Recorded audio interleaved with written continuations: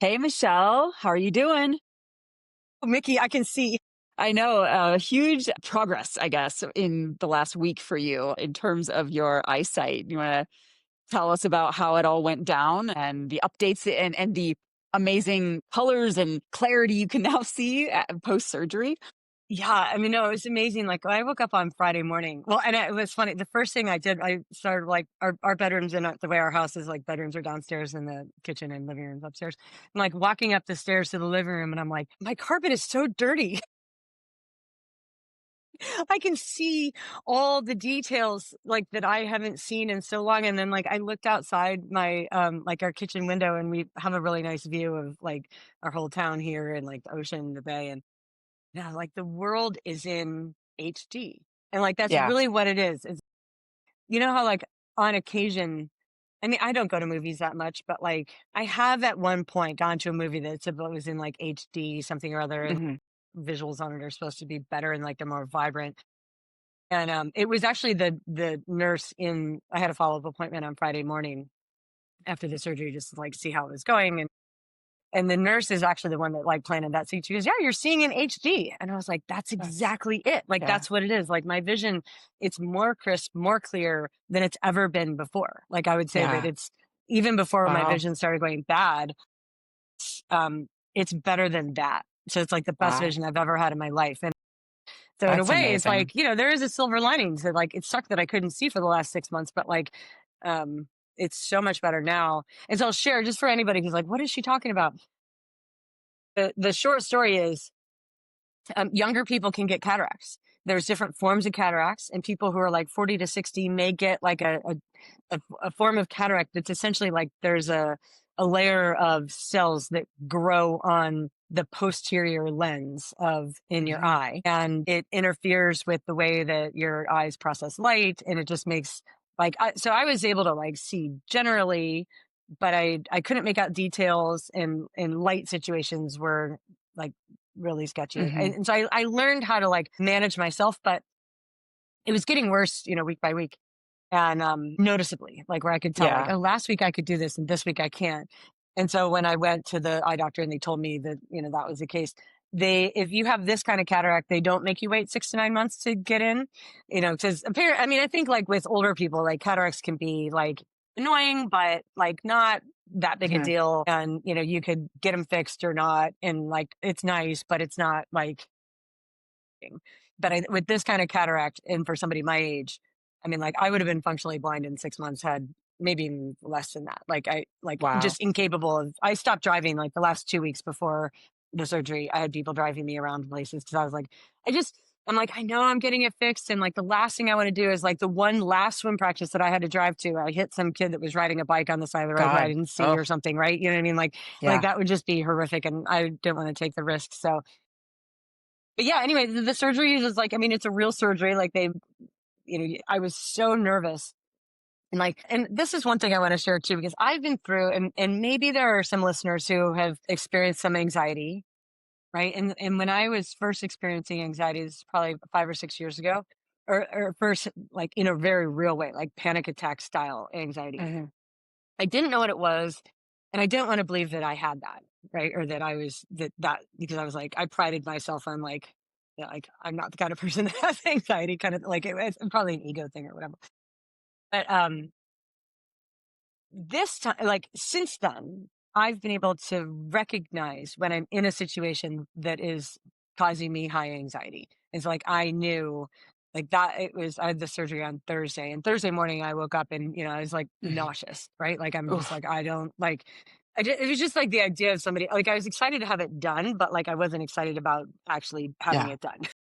Right. Right. Not like the 30 minutes in the operating room. Like that's the part I didn't want to do. And but I wasn't like afraid it was going to go bad. It's just, I don't know. There was just like the idea of it was horrible. And so as I'm laying there, like so the Kaiser nurses were amazing. Like the whole surgical team, like they were so good. Like you could tell, like they were just very professional, but they were also very kind.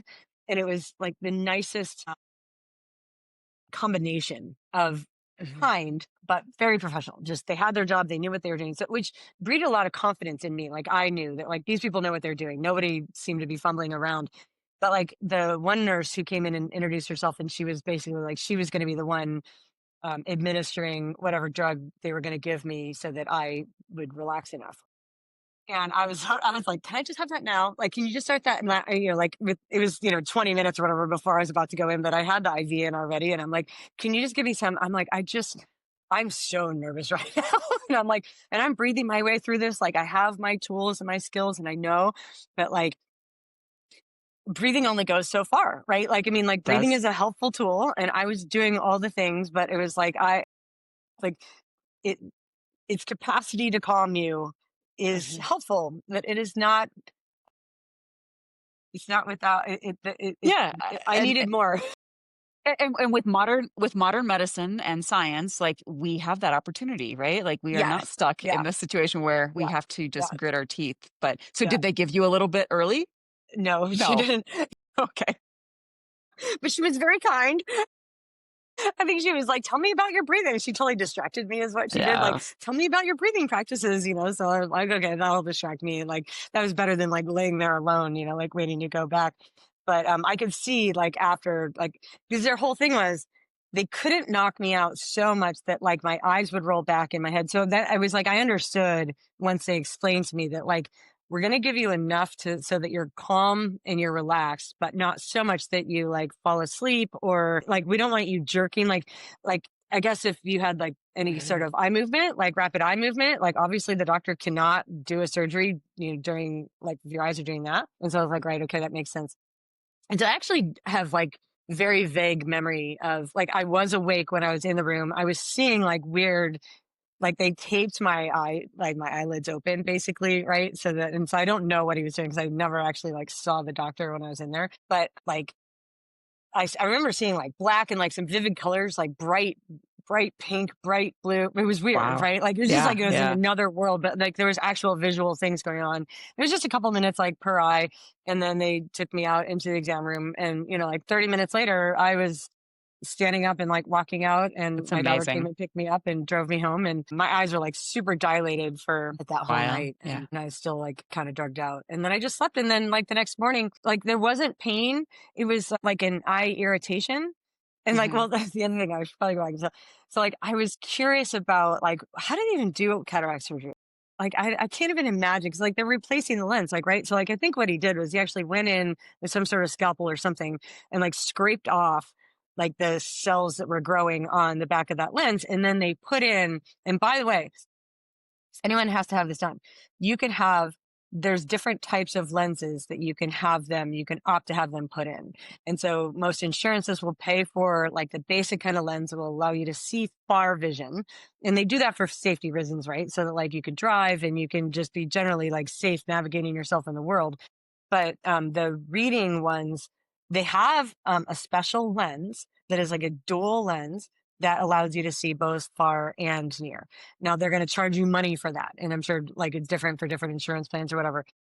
But when I talked to my husband about it, I'm like, "Can we pay for that? Like, we can pay for that, right?" Because I'm like, I'm only 51, like, and I want like I just am like, if I was 75 and doing it, I'd be like, "Yes, my readers are fine." But so we paid for the dual lenses, and that's what's giving me like the HD vision that I HD. have right Yeah. now. Like it's so incredible. And so when I went in the next morning to have like a checkup, the same nurse who like she saw me the week 2 weeks prior or whatever to do like a vision test and eye movements or eye measurements or whatever. And she's like, stand here behind this line and look at that eye chart and what line can you read? And I'm like, the giant E at the top of that chart was blurry, so I was like, I can barely Yeah. see the giant E, but like the second Yeah. line can't read. And then when I went in on that Friday morning, I was like, oh my God, watch. And I read like all the way down to like line 9 or something. She's like, you have 2015 vision. Like it's, Amazing. like better than what it needed to be. And then the doctor too, he gave me like a thing to read because he wanted to see if I could read it. And I was able to read even like the smallest print on it. And then he gave me like a lens to look through and basically said, had you done the basic one, this is what like this would have looked like. And it was totally blurry. Like I couldn't have seen any of it. And I'm like, well, yeah, that's what my vision was like before. Right. So it like Mhm. would have really only helped the distance. So Yeah. my advice would be like my Do it. experience, do what you want to do. But my experience is like, oh my gosh. And then he said, like, it lasts like this, right? Like, so I said, what's like in 10 years, am I going to have, problems? And he goes, no, it should be fine.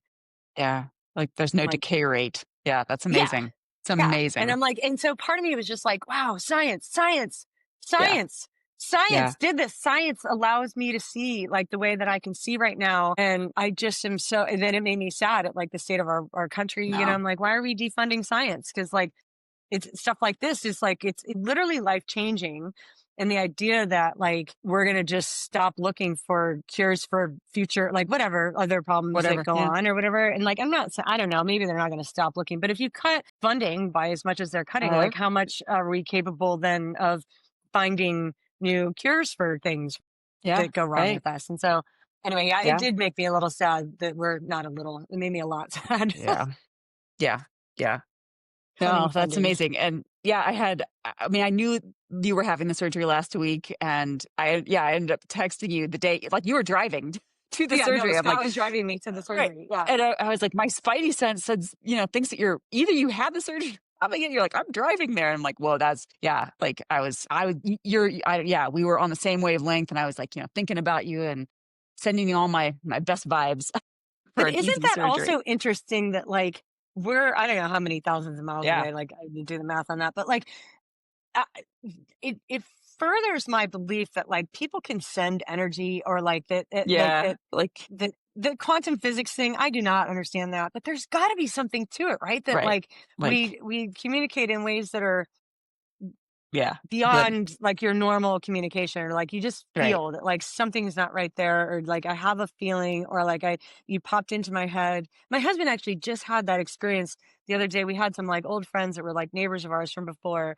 He mentioned them to me like in the morning, said something about like, oh, we should give him a call. And we haven't seen him in years, haven't seen him in years. And then he says he was in the neighboring town. He'd ordered some takeout and he was waiting for it. And he goes, guess who walked in? And I'm like, what? You know, like we haven't seen these Yeah. people in years. And then they walk in on the same day that he said we should give them a call. And I was Yeah. like, I don't think Yeah. that's a coincidence. I know. It's, yeah, there's definitely the weird yeah, I can't explain it. And no one can explain it. It is definitely on that spectrum of very odd, very weird. So, but I Yeah. love it. I love it. I love you know, the weirdness sometimes that we can't explain. But I mean, I love science, but I also love the exploration of like things we're trying to figure out, like what we don't know. That's the whole The driver thing of is, like, science. if we decide, like, science might be able to figure out how and why that happens, That right? happened. So, like, Yeah. because if you think about it too, and like, this is going to be my like transition into our like sports Yeah. talk, but like, there's commonly been a bit of a divide between like the sports scientists, Yep. right, who are in the lab and trying to figure out the physiology behind like why we do what we do, or Hmm. like the best protocol for intervals and the rest and fueling and Hmm. all this, right? And they're trying to nail it down with science, and the coaches are like out like in the field and like Hmm. working with real humans, and just and there it's common that coaches know what works.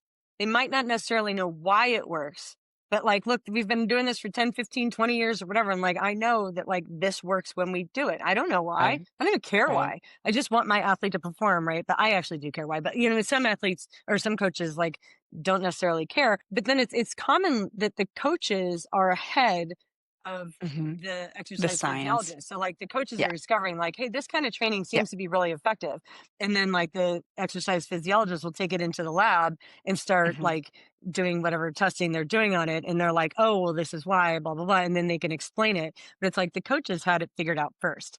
And so I feel Yeah. like you could do a similar thing with like the Right. quantum science or quantum field or whatever. If you're like, I don't know, like I've had these weird experiences, but then if we like dedicate the time and money and effort into figuring out the science behind that, It it's might. possible they could figure it out.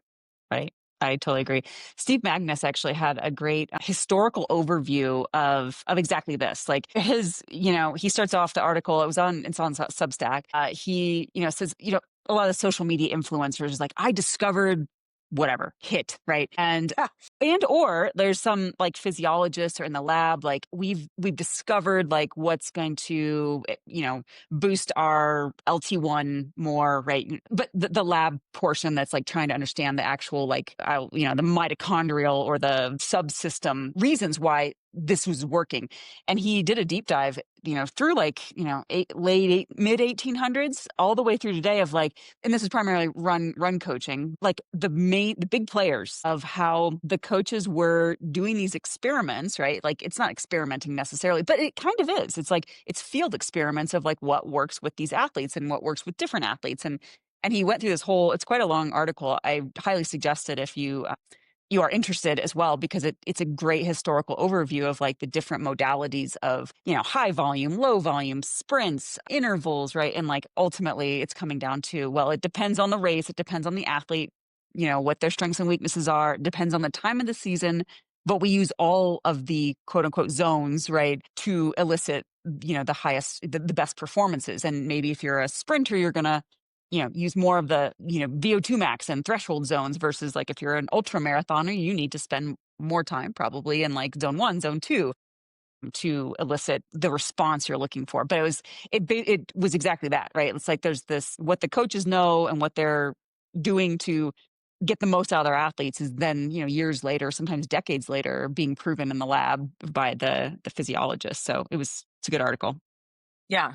Yeah. Yeah. That's So interesting. yeah. Well, and Let's so what talk we're going to yeah. talk about today, we haven't decided what we're going to call this podcast yet, but maybe like improve the way you move. Like Yeah, I I sort like of like that. that because I like the rhyming of it.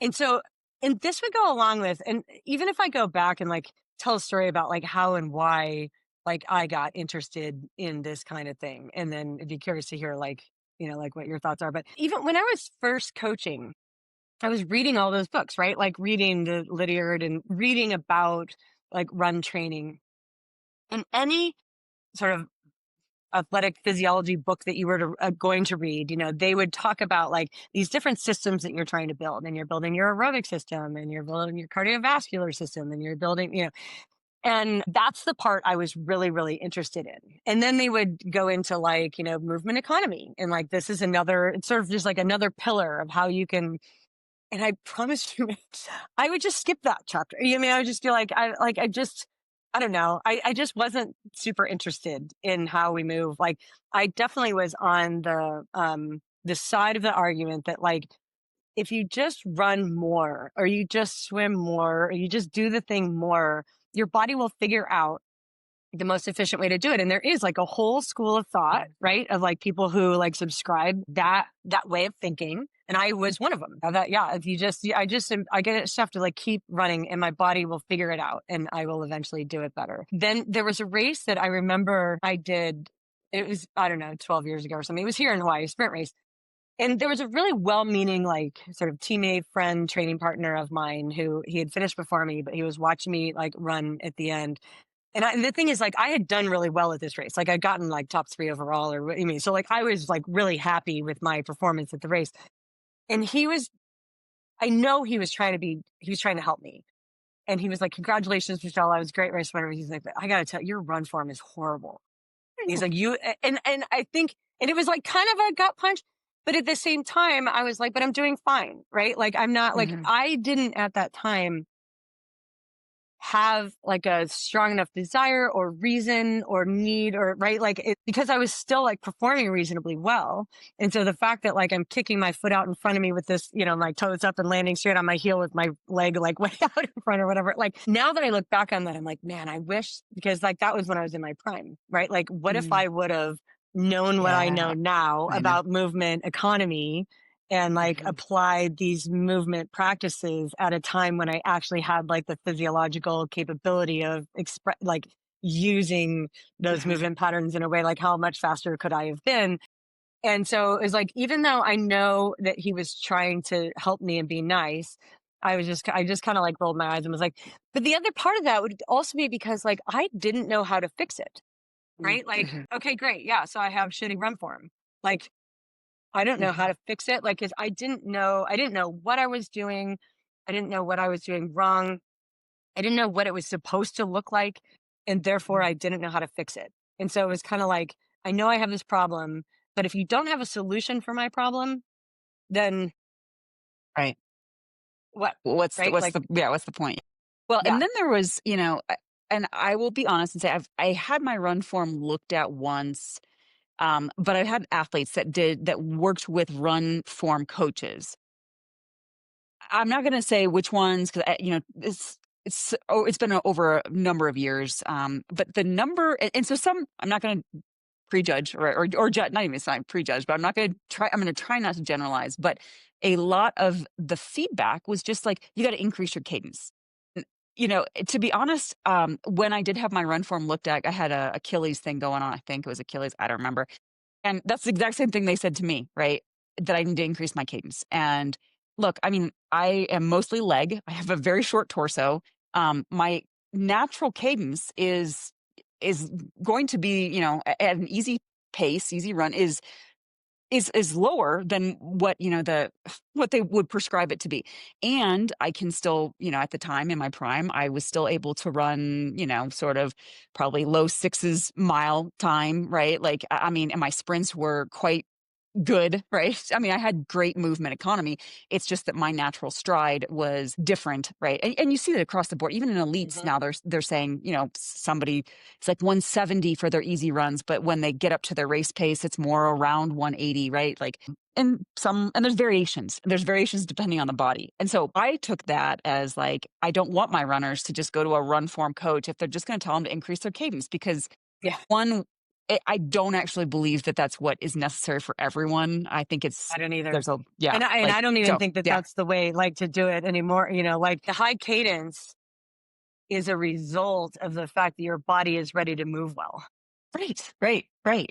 I mean, and not everybody has to have the same cadence, right? Like, so it's not like, um, but yeah, my philosophy around all of this now, how it's because it's really changed, is largely along the lines of like our movement is going to be an expression of how our body, like the state that our bodies are in, right? So like if we're locked up and tight and if we don't have great posture and we don't have like, and that would be like in everyday normal life, right? Like in on your living room floor or like while you're driving your car, while you're sitting at work, while you're like, you're not going to go out and magically run with perfect run form if you are tight and restricted in a lot of like, I'll call them their fascial patterns, really. Like people think of Mhm. them as muscles, but really like we're talking They're like large fascial chains. Like, and so like when I'm thinking about movement patterns now, I'm thinking in terms of large fascial chains and like letting go of tension and understanding that for a muscle to contract and relax the way that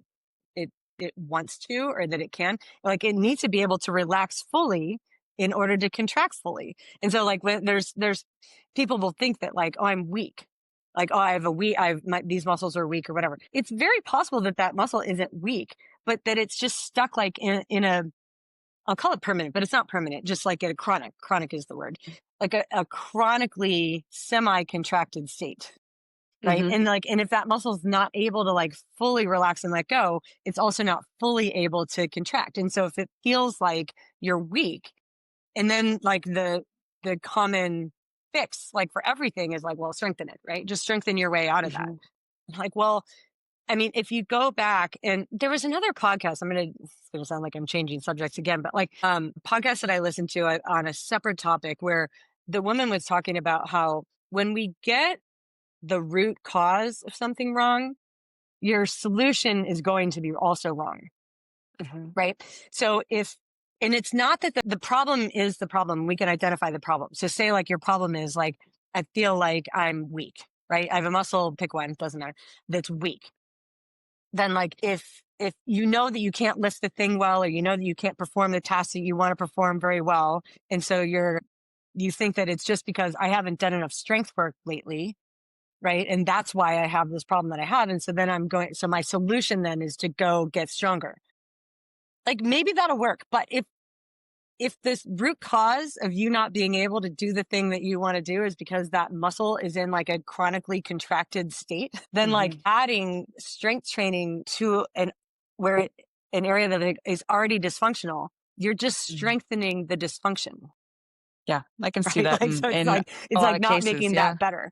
And so right. the idea would be like, and so this is really tricky. And I feel like I took some notes here about like the things that I wanted to talk about, mainly because this is such a big topic and we are not going to get to all of it today. Right. Like, and it can't even be done like on a podcast. So when I was thinking about like, what is my goal of this podcast? It's really just to help people become aware of their movement patterns, and just like ways that they can start chipping away at making things a little bit better with the hope that as soon as you start feeling it get a little bit better, that you'll be curious enough that you'll seek out more like information to take you in that direction.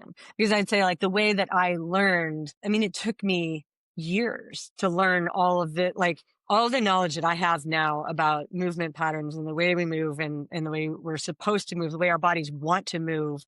It's not like here's the book, right? And here's the one thing, like because it's so broad. And I mean, to our point earlier, I think it's different for different people, right? Like if so if you have long legs or if you have short legs, you have and so it's the blanket statements about like just start strength training again or like your back hurts and so you need to do more core work or you just pick up your cadence and like turn over quicker, like those common solutions that people have are often just because we're misdiagnosing the problem, right? And so if we're talking about like why movement matters for us, like as endurance athletes, the more efficient we are, if we can like make moving quickly easy and like where we're using less muscle to do it, then like we'll be able to go a lot longer. We'll be able to hold pace a lot longer without fatiguing, without falling apart. So I'm like, talk about like like this is a way to like when I'm teaching about swimming and it's like the easiest thing you can do to swim faster is reduce drag.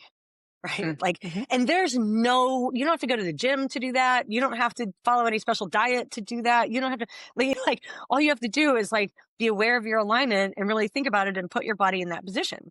Right. But here's the problem is that some people, especially older people, are incapable of achieving that position. Right. So if it's a streamline off the wall or something like that. Right. Mm-hmm. But like little kids, like the reason that little kids can learn how to swim really easily and they don't overthink it. And you just like with little kids, it is true. Like you put them in the water with their friends on the swim team and you just tell them to go and tell them to like work harder on this or race your friend or whatever. And it is true. Their brains are so plastic that they like just Mm-hmm. figure it out. Right. And they get it and they're super mobile. And so they can get in the positions they need to get in. And if they just don't overthink it, and do it enough, they will get better at it. Like that is a true statement. But I just don't think it translates over to adults Well, in and the I same think there's way. also the plastic brain, right? Like a more plastic mind and probably less ego, right? I mean, those Hmm. things kind of go hand in hand, right? When you have a very open and plastic and you're curious about what's possible, you see all shades of gray, right? Like then and your ego is probably a lot lower, less, right? Like you're not having because when we get older and things have worked in a certain way, right? Like you got to your 20s and 30s, you were fast, and you're like, okay, well now I'm slowing down. Why am I slowing down? Oh, I just got to run harder. I got to run more. I mean, I see this all the time in masters athletes and primarily in the run because it is, I mean, we do slow down as we age, but I believe we can slow down less if we have good movement patterns. We have good neuromuscular firings, right? And some of that is doing, the quick speed work.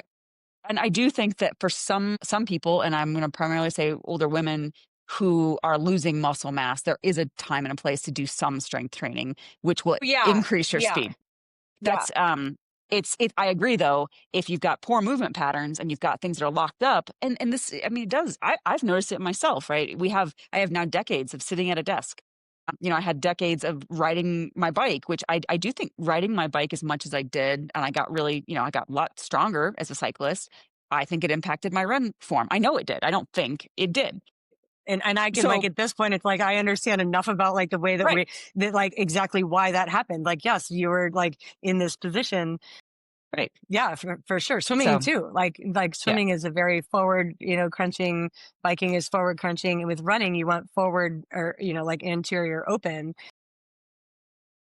So yeah. So like what I'll challenge people to do, like, because the idea is like, oh my God, like where do you even start? Right? Like I know. where do we start? Because the thing is, what we're not doing is like diagnosing any one individual here. So I'm No, going to be speaking in like very broad general terms, but the idea is that like for you to be aware of like what does it feel like, because this is the other thing too, like I've been coaching for 16 years now. The amount of people, athletes, who have told me that like they don't think at all about how they're yeah. moving, Oh, right? yeah. And the thing is, I want to say like, what are you doing? I was like that too. So like I literally cannot judge and I should not judge, right? Because like I was like that too.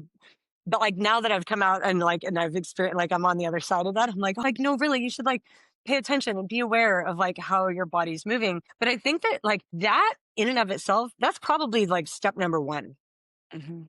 would be to like spend some time quietly, like just being aware of your body. Or like even some of those, you ever do those like or the yoga nidra sessions, Mhm. Yeah, like well, those I haven't, recordings? but yeah, yeah. And I mean, even starting with something like that, which is so if you haven't done yoga nidra, it's usually like a 20-minute sort of session where it's just an audio recording. You're listening to like a calm voice. And she's telling you to like just bring your awareness to different parts of your body, like your right forearm, your right elbow, your right shoulder. And it just directs your brain's attention to like, hey, think about that body part. Right. And then think about your whole right arm, and then move to the left arm and do these things. And that can be a really good entry point. It like if you're a person who's like, I never think about my body. I don't think about how I move. Like I couldn't even tell you what I was doing in order to move the way that I was moving. I have no idea. Well, then start gaining awareness of your body. Right. And by just and it is literally a choice. Like there's no real special skill here required. Like our brains are wired and capable of doing this. Like if we decide that we want to spend time like being Mhm. aware of our body. The other thing that I will just put there is that some people don't want to be aware of their body, It's true. right? Like if Yeah, you don't like your body, if you have yeah. had painful experiences in your body, I mean, a trauma response is to Mhm. remove yourself from your body, Mhm. and that's a legit, reasonable trauma response. And like coming back to a place where you're capable of improving your movement patterns is likely not going to happen as long as you're still like in that trauma response and not able to be in your body. And I've said things to athletes before, like, be teammates with your body. And like one particular athlete was like, what are you talking? Like, that's the most foreign concept. Like in her mind, her job, and this came from like religious teachings when she was younger, was to dominate her body. Right. So her body is going to give her all sorts of like sinful signs, right? Like Mm. that she needs to learn how to ignore, or she needs to dominate those, like any Mhm. urges she might have. Mhm. Her job is to dominate the body. And I'm like, oh, wow. Okay. Yeah. That's going to be really hard to break. Right. Cause like that's Yeah, deeply ingrained, like, right? like a thought pattern. And so if that's you, just know that like this can take some time. And by time, it might be years, right? But know that like the years are going to pass anyway. Like 3 years from now, it's going to be 2028, and you can either be in the same spot, or you can be like, hey, I spent 3 years like really learning how to work with my body, and now I'm a teammate of my body, and now like I understand symptoms and signs for my body in a different way than I did before. So really, like for me, the number one thing is awareness of your body, being able to feel, what are my hips doing? What are my feet doing? What are my hands doing? What is my head position doing? And maybe, if you're running in a treadmill in the mirror, you can watch some of these things and like start to get a feel, and Mhm. like start watching people when they're running. Cause this helped me a lot too. Like as I was learning about like what is, cause that would be the thing. Like, what am I doing? What's my body doing? But then like, what Mhm. should it be doing? And Mhm. while there are different ways to run, like for sure, there's really a way that like our bodies are meant to work, right? Yeah. Like our hips are supposed to rock and rotate, right? Like Mhm. your pelvis should not be stuck in a neutral position where it doesn't move. And like your shoulders are meant to be able to move and like rock and roll around. And so if you go to get a massage and the massage therapist is like, oh my God, you're like locked up like concrete here, which I mean, that was the case for me for like a long time. And I just genuinely thought like, it's just how I am. Right. And like, it's just, that's how I am. Like, I'm just locked up like that. And again, I didn't have like the, I don't know, the We didn't know how need to or change the it. desire. Yeah, yeah, Yeah. The right, or motivation, the to change it motivation. wasn't Yeah. there. Like the knowledge. And I also maybe thought like, I didn't know that it was as possible to change as it is. Right? But like it actually is very possible to change, but you have to decide that you want to start. And so some big picture concepts to drill home. You want all of your muscle systems to be able to contract and relax fully. And so any muscle that's like super locked up and tight and restricted, that Yeah, it muscle doesn't is have not going to be full. as functional as as it could be. Like just, and that's a blanket statement that I feel like is pretty true. Like I feel Mhm. like that's hard to argue with. from any angle. Mhm. So, so just know that like muscles should be able to contract and relax fully. So if there's a parts of you that you know like this muscle is chronically really tight and like there's an area for you to work on.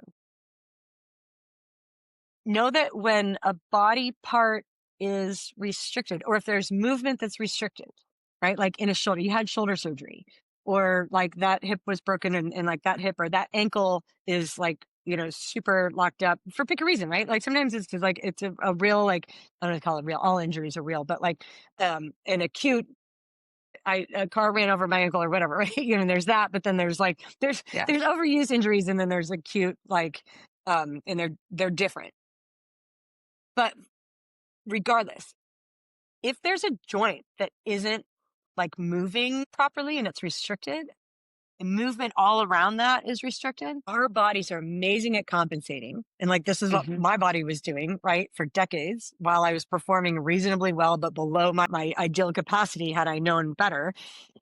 We're excellent at compensating until we're not, right? Because like your body, when it wants to move in a certain way, it will figure out a way to do that even if it's not the most efficient, effective way, because like there's your hip or your shoulder, or your ankle, or pick the thing, like isn't working right. There will be another body part that jumps in and is like, "Oh, I'll do that job." Right. I'll take over and do the thing that this body part can't do. And that is commonly how chronic overuse Mhm. injuries come about. Right. Yeah. And like the calf is a really good example here. So like Mhm. if your if your foot tissues are really tight and your ankle mobility isn't good, Mhm. your hips are probably locked up, like those things are connected. And then your calf is going to take up a lot of slack on that. Your Or the calf is going to do extra Mhm. work that Mhm. it wouldn't have to do if the other systems around it were working well. Your calf wouldn't have to do that thing, but it will do it, and it'll do it for a really long time until the calf finally says like, this is bullshit. I'm not doing this anymore. And fuck off. And then it like seizes and it grabs and it tightens up on you. So like you can't walk anymore. And like the amount of like, I don't want to say everybody, but like most runners that have been around for a long time have like had that experience of like, it just seized on me out of nowhere. Right. And like, that's always out of nowhere. I didn't, and it's like, okay, it wasn't really out of nowhere. Right. Like this has likely been like on the back burner for months that like the hips and the feet and the ankles have been locked up and the calves have been overworking for like a really long time and they've done that job and you've ignored it. And then the calves said like, no. So I feel like just being aware that that tight body part, wherever it is on you, because we all have our spots, right? And sometimes they move around or whatever. There will be compensation somewhere else in your body for whatever that is. You will get away with it until you won't. Mhm. And then it'll be this injury, quote unquote, out of the blue that isn't at all out of the blue. So, like, that's why we're talking about movement patterns like the way that we are and not ignoring like that tight, restricted body part you have. Yeah. I've seen or I've been curious about well, there's a linkage between plantar fasciitis and also calf issues, which when I start to ask, well, how is your hip mobility or your glutes? Or, oh, yeah, I can't sit for very long, right? Like it's a chain, right? And somewhere, maybe it's not the calf, maybe it's a plantar fasciitis, right? That's Maybe it's gonna your pelvic become floor or your diaphragm. I mean, it literally can be like all of right. these parts. Right, right. So, yeah, totally, completely agree. And unfortunately, well, I always am sure you too, right? Like encourage athletes to also go seek expertise, physical therapy, physical therapist, right? And now with some injuries, or some overuse, like chronic, right? Like there's pain, it's not getting better. Now I take it to you need to go get an MRI, right? Like go get a doctor to give you an MRI. X-rays, I know we have to have X-rays for some stupid reason. For most of the stuff that we're dealing with in endurance sports, an MRI is what you actually need. And I know it sucks, right? But if you got insurance, you're just having that data, right? That you don't have a stress fracture or something else going on. Um, for me now, as a coach, it's like we have to. And I did just have an athlete that had plantar fasciitis, took some time off, not getting better, finally went in, I mean, we're talking not getting better for like months. And so get in, yeah, it's a partially torn plantar fascia, right? The plantar fascia is partially torn, which is that's But I think it That's always, I mean, isn't that kind of like the idea of plantar fascia? Is that like the fascia starts like pulling off of the bone? Like, and like that's why, I yeah. mean, I think that that's like, um, really, I don't want to say standard, but like, I think that's what I think plantar fasciitis is. You know what I mean? Like, true. I think there's different degrees of it, and yeah, from what I understand, this one's pretty bad. I mean, they're saying no running. I mean, and we had already been doing no running, but they were still doing some hiking, and this and I get it, right? Like we don't want to take time off of what we love to do, but ultimately, like I am, how do I say this? A lot of times, though, when we do seek medical advice and opinions and help, they are fixing the thing, right? Like the plantar fasciitis or the calf issue, and they're not addressing the full chain. The good ones may, right? Like I have seen some good physical therapists that will address those bigger chain issues. But I think what Michelle and I are on board with is like the bigger movement patterns, including tightness and how are you move. If you have a muscle that's always tight, that's an area you probably need to work on. How do you work on it? There is gentle stretching. I am not a fan of like the, serious, like long, extreme stretching, right? Like to yes, be like in a big one for me is like hot yoga. People love to do hot yoga. Well, some people do. I think it's the worst thing ever because I don't want to be hot. And there's a higher chance of injury. I mean, there's on the one hand, like being warm does allow your body to usually get into positions, movements, stretches to hold longer because it's warm, right? And you're warmed up. But then there are a lot of situations where you still you'd overdo it. And that's why hot yoga tends to have a higher injury rate than a lot of the other more normal yoga modalities. So I just always caution, right? Caution when we've got areas that are tight or tense or, we do want to pay some attention to it, but don't overdo it right away. It's got to be a yeah. And I'm slow not even sure situation. that like Yeah. stretching is, I got an email just this morning actually from like a local stretch lab, right? And so like Interesting. Yeah. I haven't been in, and like there's a part of me. So here's the thing, like, and this is the kind of person I am. I knowing what my philosophy around movement and movement patterns and fascial patterns and like the chain, like all the things that I feel like I know and understand about movement would lead me to believe that having another person physically stretch me out and hold Yeah. me for periods of time would not be the way to improve the way I move, right? Like Yeah. that's my like my starting premise would be Yeah. no on that. But I've also heard from people, friends, athletes, whatever, that they come out of there and they feel great. So I mean, I have an open enough mind to be like to want to go in and be like, tell me your philosophy. Where are you coming from here? What are you thinking? Where's the, like Mhm. how are you approaching this problem, and like why are you choosing? Because again, what we were talking about is like what is the root cause? Mhm. And then based on what you think like we all know what the problem is. The problem is I feel tight and restricted, right? So, like, if you think that the root cause is just that that muscle is too tight and restricted, then your solution is maybe, well, let's just stretch out the muscle, right? Mhm. And like maybe in some cases, like that's appropriate. And in my mind, I'm thinking in terms now of fascial chains. And so, if you don't know what we're talking about with fascia, fascia is like a web that surrounds everything in our Everything. bodies, like all of our organs, our bones, our muscles, and it's like, it feels so complex, like you can't even really imagine it. But I also like to, like, if you ever like cut open a chicken breast and, Mm. like that, Yeah. like, there's like a thin lining that's sort of like on top, that's like, it's fascia, right? That it's like on top of, and so, so you can, that just like helps you visualize. And I've heard this example too, and this makes a lot of sense. So like when you think about the idea that when you have tension or restriction somewhere, right? Say it's in my shoulder. I crashed on my bike, I hurt my shoulder, I had surgery on the shoulder, right? So now I'm naturally gonna like protect that shoulder, and now I have restriction in that shoulder. It doesn't move that well. So like the if that fascia is has like scar tissue on it and it's locked down and it's not as like malleable as it should be. If all of our fascia everywhere in our body's connected, then it's like that tightness somewhere ends up being tightness everywhere. Mhm. And it's going to pull on other places in your body. So like you might find that like, oh, you had surgery on your right shoulder And then your left hip is like acting up like out of the blue. And like you haven't made the connection that the left hip pain that you're having is absolutely related to the shoulder surgery you had 10 years ago. Like it totally could be connected. But when we think about it, like if you want to use a visualization on this, do you imagine like that you start to blow up a balloon, right? And as I blow up the balloon, I'm going to take like a piece of like duct tape and put duct tape on the balloon. And then I'm going to continue blowing up the balloon. But like around that duct tape, like the tension like behind the duct tape isn't going to change, right? But like the tension everywhere else is like even more.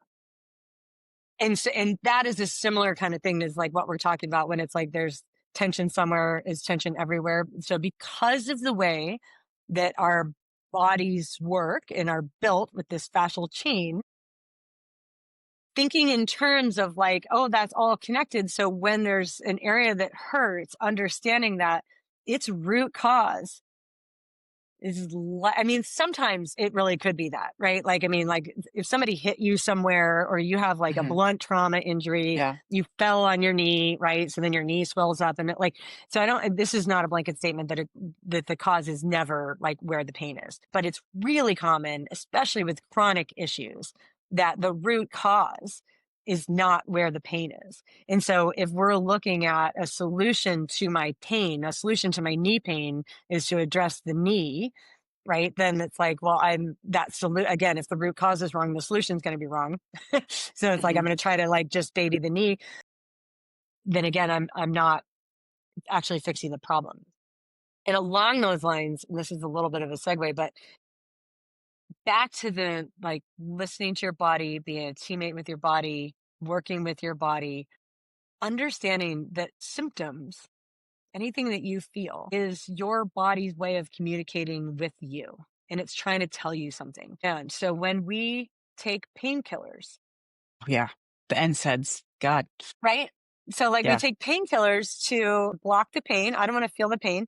And so this is me saying, I'm not saying there's no place for painkillers. Like at certain times, depending on the situation, like there's a time for painkillers. If painkillers are helping you sleep at night, maybe that's a really good opportunity to like take the painkillers. But a painkiller that is reducing the pain so that you can then keep running on that injured area is not helping you heal. And so the amount of people that are like, I'm icing an ibuprofen and like, it's fine, coach. Like I can keep running. You're like, oh my God, no. You know what I mean? Like that's such short-term thinking.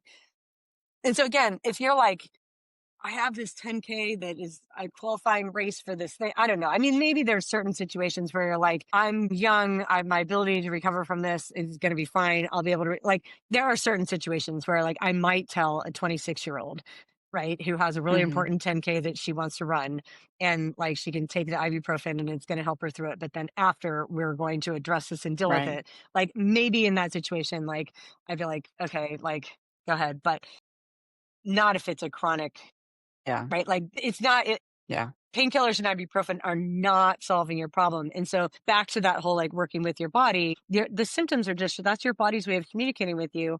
Your job is to listen. What's it trying to tell me? Yeah. What's it trying Agreed. to say? Yeah. I totally agree. Yeah. And there's a degree of, accepting what it's trying to say. And that might mean you Yeah. need to stop running. And the Temporarily for acceptance a little for a while. little Yeah. while, right? Like it is, yeah. But of course, yeah, running is a higher risk. It's just the mechanics of running are more impactful. And I think as we age, the movement patterns are, unless we're cognizant of doing what we Hmm. need to do to take care of our bodies from a recovery standpoint, I mean, hydration, right? Like for fascial health, huge, huge. Huge. I mean, I think my opinion, and this is a general statement, but I think athletes are dehydrated. All of them. I think the whole All of them population all the is time. dehydrated, but I think athletes even more because we're out in the heat exercising and, blah, blah, blah.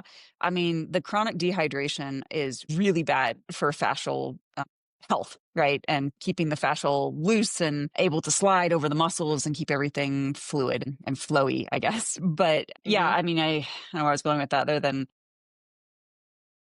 That's a run really and great point that you're making about like fascia. yeah, So, like healthy fascia should glide and slide. And when it's right, doing that, then it allows muscles to contract and relax the way that they are meant to. And so it's right. like when you get this whole system, like healthy and functioning right, then it's like the good posture, good form, efficient, effective running, Hmm. it just happens. And so like I think if we go back to like using running as an example, and Hmm. like you were talked about before about, like running form and running clinics and like trying to Hmm. do things with your run. And so like where I would agree is that trying to fix your running while you're running is not likely Right. the way, Right. right? Because there's a reason that you're running the way that you're running. So if you're running in a way where like you're sitting, this is like one of the most common things. Like go out to like any marathon and watch anyone who's finishing in over 3:15. Hmm.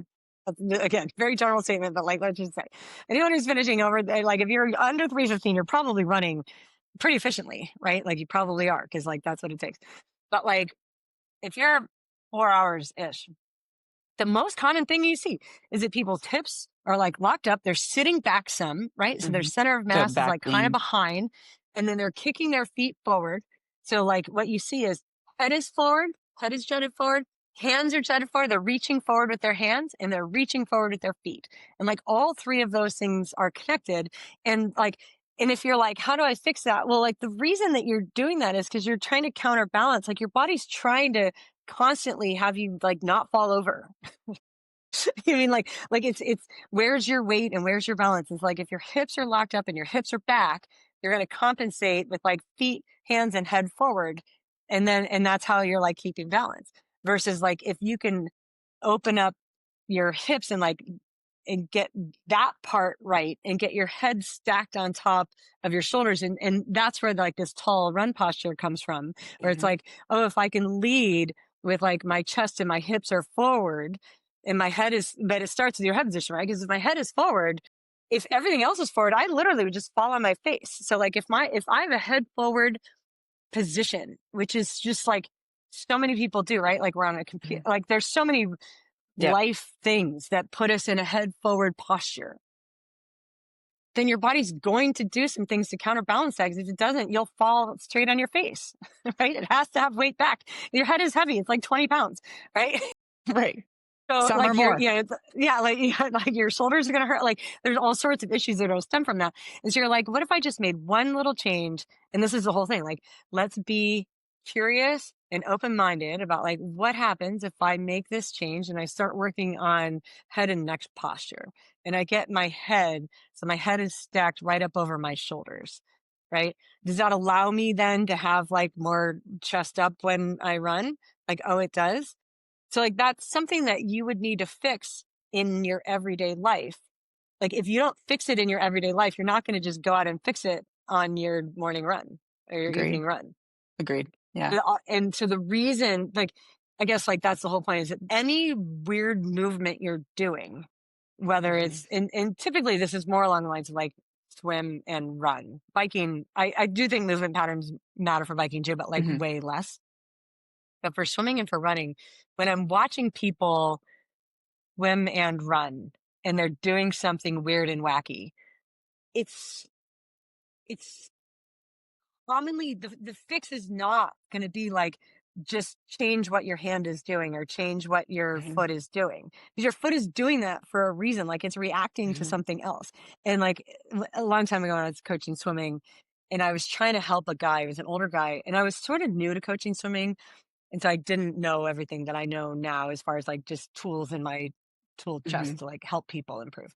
So this guy had like this really wide scissor kick, right? Mm. Like Hmm. really, it was Hmm. really wide. And he's like trying to figure out. And so I'm like, just like use a pull boy. You're like, find a way to, like, I'm like literally trying to just like stop him any way that I Doing knew that. Yep. how to like stop doing this like wide scissor kick. But like, if I could go back and coach that guy again, I would be like, let me look forward to be like, what are you doing with your arms? Right? Hmm. Because like the most common thing, and it just took me like however many years of coaching to figure this out, but it's like if you're swimming and And you're pulling across the center line, right? Then like you're throwing your balance off from hmm. the way that your pull is up front. And so you're the reason for that wide scissor kick is because your body's trying to counterbalance this like narrow, excessively narrow movement you have up front. And so again, like cause solution, if I'm like, your cause is that you're just kicking too wide. So the solution is use a pull buoy to stop yourself from kicking so wide. That's not likely to be the appropriate solution to that problem.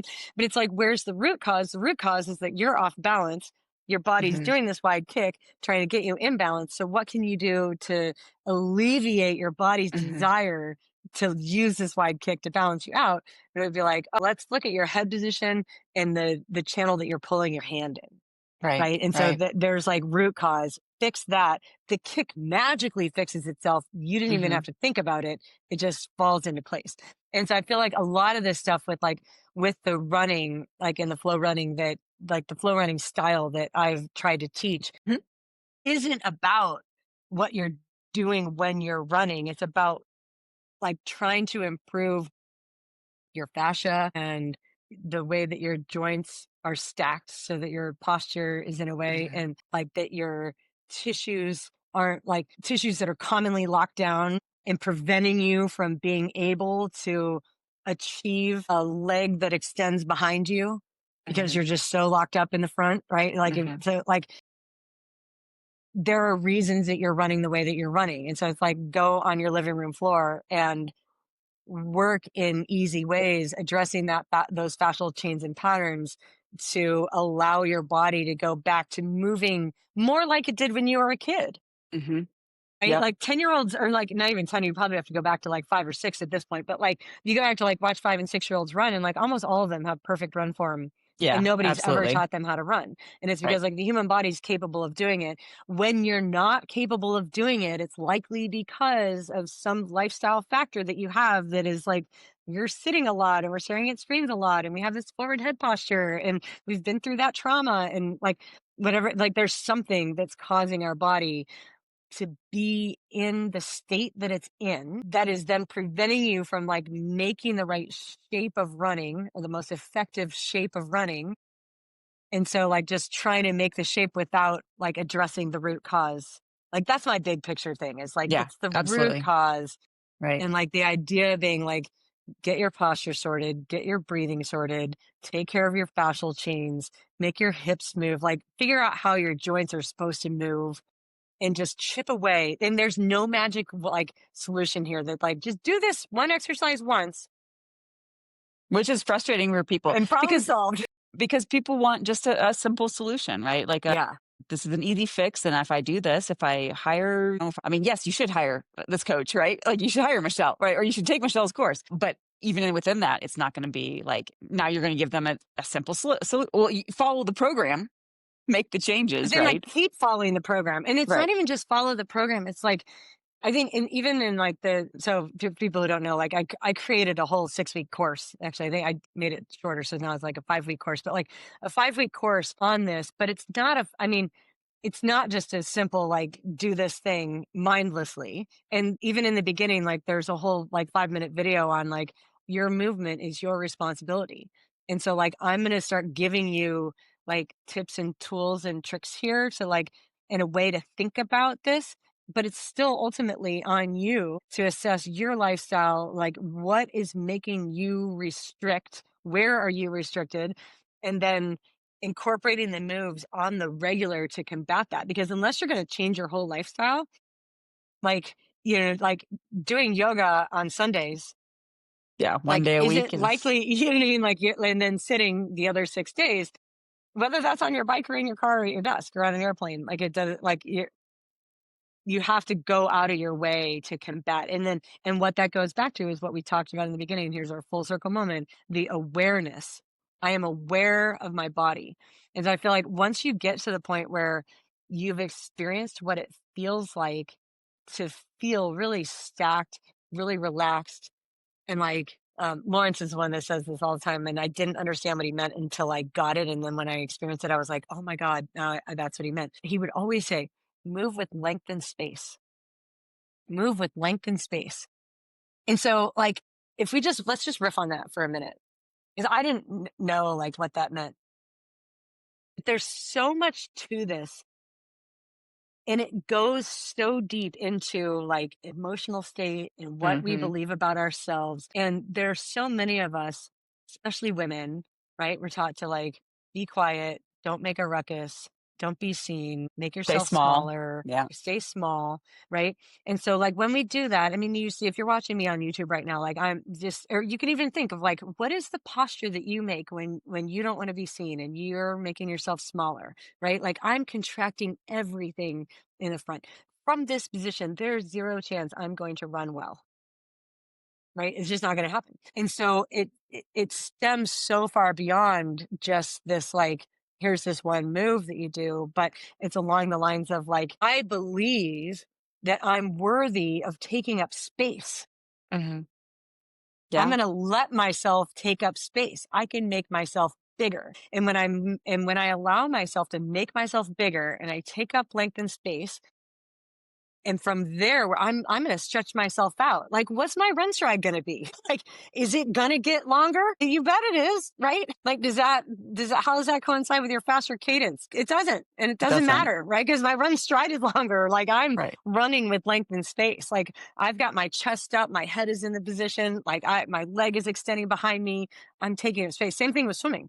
I'm reaching really far. I'm taking up space. And so if you think in those terms of like when you're on your living room floor and you're doing these like contract and relax movements, because really like that's what a lot of it is. And that's why I feel like my problem with like a stretch lab like feels like you're just trying to Right. stretch out my muscles. And I'm like, no, what I want is a really healthy contract and relax pattern, Hmm. right? Gentle, Yeah. easy contract and relax of all the muscles. And when I can get that, then it's like my posture is likely to be better because my joints are more likely to be able to be stacked on top of each other. And then from there, if I have an attitude of like I should take up space, right? Like, I mean, just everything and then is like, you'll just feel your run like fall into place. So like, I'm sorry that that's not the one, here's like the one magic tip and you know, to like improve your running immediately today. It's not that. It's a long process of understanding all these things and chipping away at like, why do you feel like you need to make yourself smaller? Like, where does that come from? And like, how do you combat that within yourself? So that, yeah, I feel better about taking up space now and then let it show up for you when you're running and then it just starts to like feel really good. So I do have one athlete she made a change. She's a runner. She made a change recently where she got like a stand up desk. So she has an office job where she works. She's a marathon runner, a good one. And so we've been working on like her movement patterns and like specifically like the cue that works for her is like running tall. And she's like a short person, you know, she's only like 5'2" or something. You know, she's little. And so she's got quick cadence because she's little. She's got short legs. Perfect. So she doesn't need to like correct her cadence, right? But she can have longer stride length. And what does it take to Hmm. have longer stride length? You need more open hips, right? But like to have open hips, you need to have like a chest that comes up. And so she got a stand up desk and like that has made a really big difference in combination with her With. like being aware of like, I'm trying to run taller. I'm trying to run with my chest up. And and I'm not sitting all day long, it's so much easier to get into that. And by the way, like her easy run, like this weekend, that was her notes was like after a week of having the stand up desk instead of sitting down, her long runs easy when her heart rate's low and all of a sudden it's hot are typically like high nines, 10-minute pace, something like that, you know, and she's like a 3:30-ish, 3:35 marathoner. And her long run was 18 miles at 9:30 pace, same heart rate. It's just as easy. She goes, it's just easier to move faster Yeah. when I'm doing it with good posture. I'm like, Yeah. ding, ding, ding, Yeah. It's that so part, true. right? Like, and so it's kind of like, and it's taken her a long time. There was no one magic thing. It was just every week she's aware, she's commenting to me. I'm giving her like another little tip, right? And so we're just chipping away at like all these little things. She's taking the steps of like, get me a stand up desk. Let's see if this helps. And then she's like, oh, hey, guess what? When I'm not all locked up, it's easier to run quicker. Yeah. And And I'm like, that's it. yeah, and it's well, we say it's not easy to make these changes, but it's actually it's against the grain of the no pain, no gain because she's not doing anything harder. She's not striving. She's not like yeah, and she's not doing anything to like she's not adding more volume to her. There's time and place for volume, but so many athletes are locked into the idea that it's like the only thing that will work to get them faster is more speed work, I mean, it's more speed work and then more volume, right? Like I got to run more. And so uh, and that might be the case in some situations for sure. Like that, yes. But if you're not taking, if you're not moving well, you're leaving a lot of potential on the table, right? That you're not capitalizing on. And maybe you'll be fine. Maybe you're not a runner that's in the category of being having overuse injuries. Cause we have focused a lot of like, when you're not moving well, it can lead to, issues. But Hmm. alternatively, like, when you're not moving well, you're just also not moving, with ease. And when you're not moving with ease, your heart rate's higher and your metabolic cost is higher, right? I mean, and this is proven on the bike, right? If you get a better bike fit, your metabolic efficiency can go down, right? Like it actually is easier to push bigger watts, right? And so there is, while we didn't really dive into the bike, but like, bike fits make a big difference in terms of your energy costs, right? And how much Yeah. power you can push and your heart rates and how comfortable you are as well. And that all plays into it. So yeah, that's It's great to all hear that that movement she's pattern stuff, you know what I mean? right. And yeah, and so it is a matter of like, if you're already at the limit of your capacity to run Hmm. more because your life, right? Like, I Right. mean, if you're a professional runner and you have the ability to run up to 100 miles a week and you're only running 60, there's low hanging fruit for you there, right? Because you have the time and ability to run more. But if you work 40 or 50 hours a week, you have kids and like, you're like, look, the most I can run is 30 miles a week, right? So like, we're going to Hmm. work with what you have. Hmm. Then running more is not an option for you, but running more effectively is. And improving the way that you move and thinking about it in this big picture, holistic, like that's what it is for me, is it's like, it is a big picture, holistic thing. It's not like, here's this one little thing that you can do, and One knowing session. Yeah. that everything is related and that there are more efficient, effective ways to move, and that you can chip away at improving that for yourself. And again, like, time is going to pass anyway. Yeah. I Yep. think Absolutely. believing that you can do it is step one. And then I'm just going to plug right now on, if you're watching on YouTube, great, because like you can just go to this YouTube. I have a whole bunch of videos that Hmm. are 5 or 6 or 7 minutes long on like a Monday movement playlist, I think is what it's called, like on my Flow Running. And the other day, like I had an athlete it was interesting. Like, so she was complaining about shin pain, right? First. And I was like, oh, you never have shin pain, right? And she's like a good runner, but she's had 2 kids, like she hasn't been running as much lately. And so we're like trying to build her run back. And I'm like, shin pain, like that's weird. But I'm like, if you have shin pain, like that's telling me that you're like picking your toes up and you're doing something, and like likely then your hips are locked back. So my mind is immediately going to like, the problem is not your shins. The problem Right. is like Right. somewhere else. So like, where else are we going to look for this? But then like, she didn't tell me that time, but like in the next week, she's like, well, my shins are feeling better, but my left hip has been hurting for a while. So like, oh, of course. So like, that's why the shins were hurting, right? Is like, so there's something in your left hip that is like likely locked up. And like, I've worked it out to like, it's probably like a licus or like something in there, that just based on what she's Hmm. explaining to me. And so I was looking back on like specific videos that I've made, because I had some ideas of like moves that I wanted her to do. And so just on Sunday, I was going through my like Monday movement playlist looking for the videos, be like, hey, like focus on this one, focus on that one, or whatever. I'm like, this is going to sound bad, but I mean, I made those videos like 6 or 7 months ago. And as I go back, I'm like, these are gold. Like, this is really good stuff, right? Right? Like, because Yeah. I'd forgotten like what I'd made, but it's like, these are really, really good videos. And I can totally see people watching them and kind of rolling their eyes and being like, how did that, it's such a stupid, simple move, right? Like, how in the world would that move help me? And I understand that mindset because like, I used to have it. So like, if you have that mindset and you watch those videos and you're like, these are dumb, there's no way that like that could work for me. What I would suggest is that you slow your breathing down, Hmm. right? Because like, you're in a mode, in that striver mode that you were just talking about, like no pain, no gain. Like, I need to strive. I need to work harder. I need to reach forward. Like that, the same person has forward head posture, is reaching forward when they run, is kicking their feet forward when they run. They are striving and trying so hard, and it's not effective. And so it's like, the idea of like trying to make it easier for yourself is so foreign, because you're like, I don't want it to be easy. I want it to be hard. I feel Hmm. accomplished when it's hard. That is a mindset that is very much involved in like, I am not enough as I am. Absolutely. Yeah. Right. And so again, like there's so much that is like intertwined in that. It's like, all right, take a step back. Like, let's breathe low and slow. Like, let's get to a point where your whole system is able to calm down and relax. And then, like, genuinely work on like all these really easy movements. And Mhm. then just notice the shift, not only because it does, like, it changes your worldview. Like, your whole worldview can change in a way that would seem potentially uncomfortable if you want to strive. Absolutely. Yeah.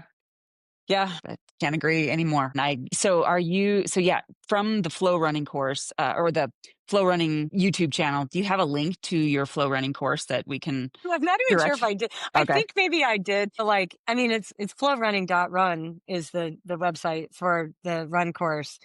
But I would start with the Monday Monday movement. movements. Okay. Yeah. Start with those because A, they're free. And and if you feel like you're gaining, like if you can do those Monday movement playlist videos and you feel like this is changing something in me, and you have the patience, because what I found with the flow running course, I still believe in the flow running course like Yeah. It with was fantastic. Yeah. 100%. But I now understand, having like put it out there in the public and like gotten feedback from people, it's not for everyone. There are people that absolutely do not have the patience to benefit from the flow running course. Like, you have to decide that I'm willing to like really pay attention to this, to really get curious about it, to really follow it, to like really dedicate myself to it, not just once a week, like 10 minutes a day, all the time. And the thing is, it sounds like a pain in the butt.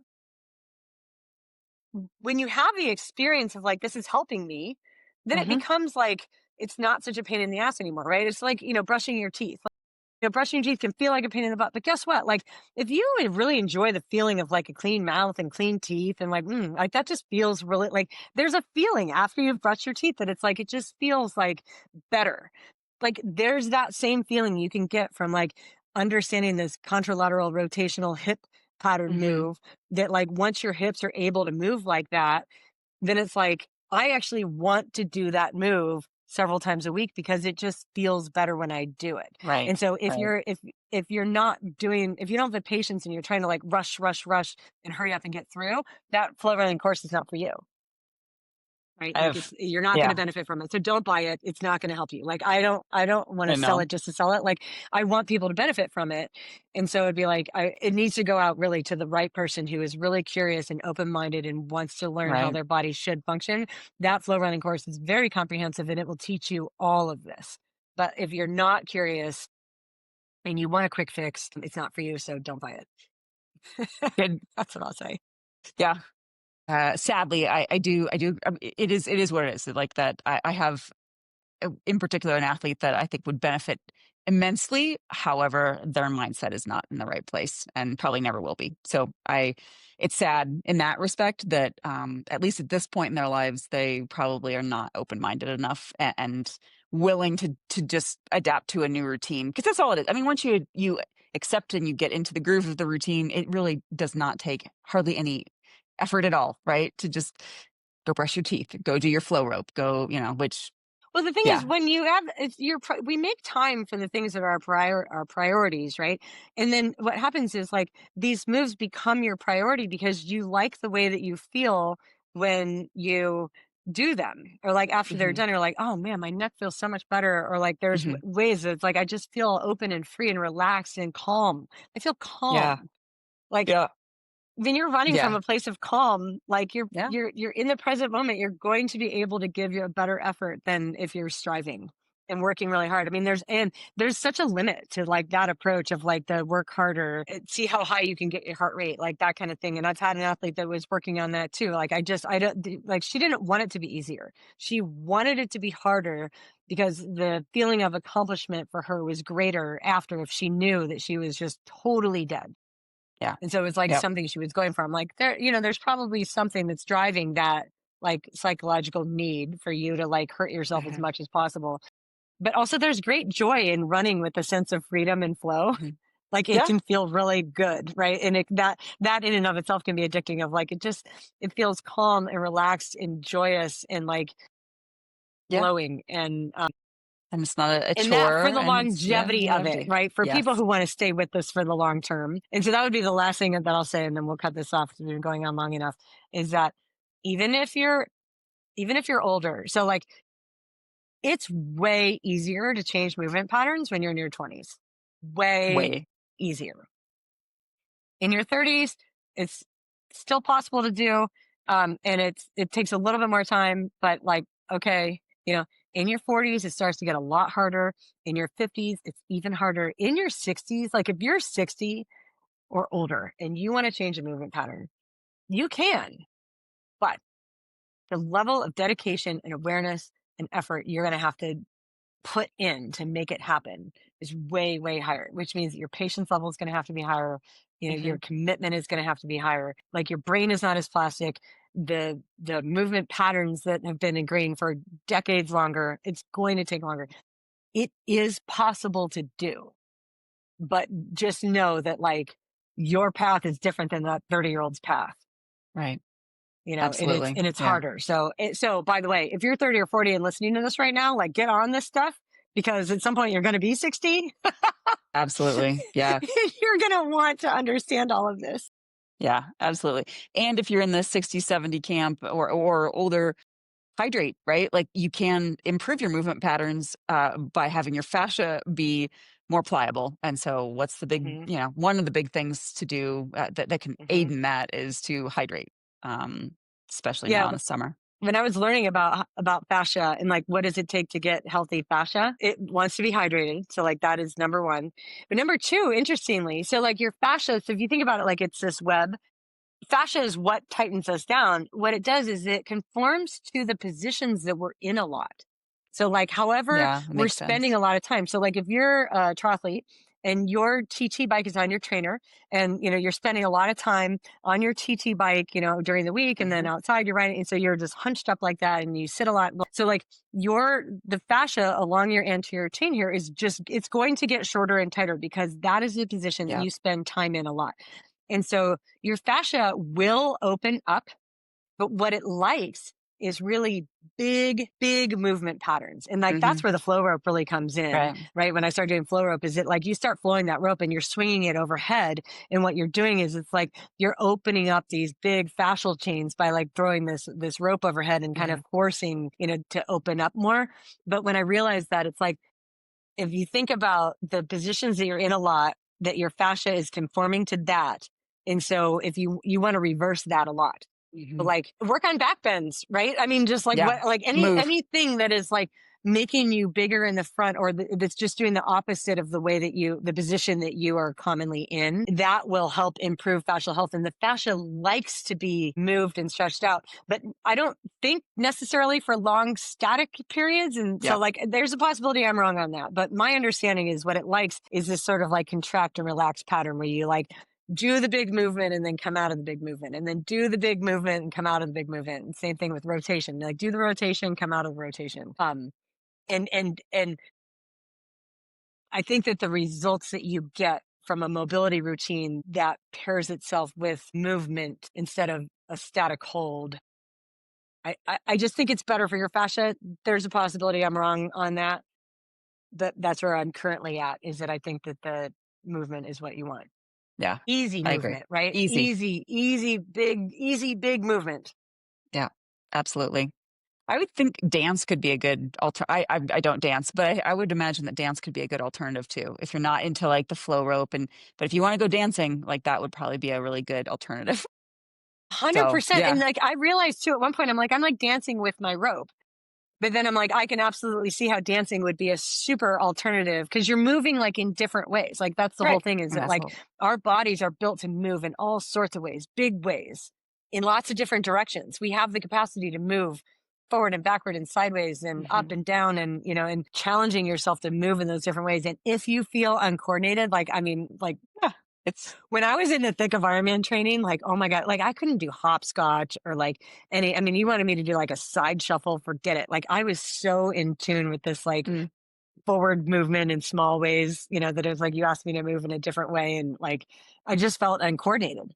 And hmm. like that's a real thing, but it's only because I just hadn't done Yeah. it. Done it. And you can Yeah. like train all that. So Yeah. anyway. Well, this has been great. Thank you, Michelle, Yeah. for excellent knowledge and sharing. And yeah, check out Michelle's Monday movement. Is that what it's called? I Yeah. think On the flow I've got a running. book on the flow running. Yeah. Yeah, YouTube. YouTube. And if you like it, then she's got a whole course. And flowrunning.run or .com?